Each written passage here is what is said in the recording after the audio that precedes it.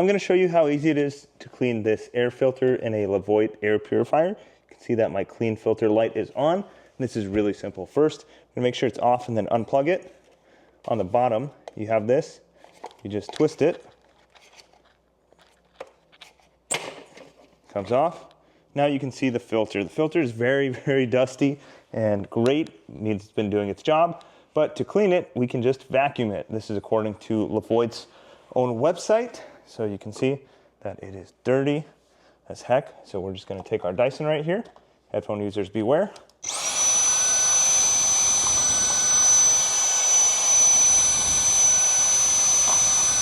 You can see some of these parts are becoming cleaner than others. So just go through and vacuum most of it. All right, so it's a little bit cleaner. I could definitely do a better job, but I just want to show you guys. You can also use a microfiber or paper towels to clean it off. Then what you're gonna do is just replace it. So you can put it in either way, doesn't really matter. Just put it like that. You're gonna take the cap, pop it in here, turn it so it's locked. So you should be able to pick it up. That's how you know it's locked. Okay, and then the last step is when you plug it in, and I would recommend wiping down and vacuuming the outside too. But when you plug it in, the red light is still on for the filter, but we have just cleaned it. So we're gonna hold the power button now.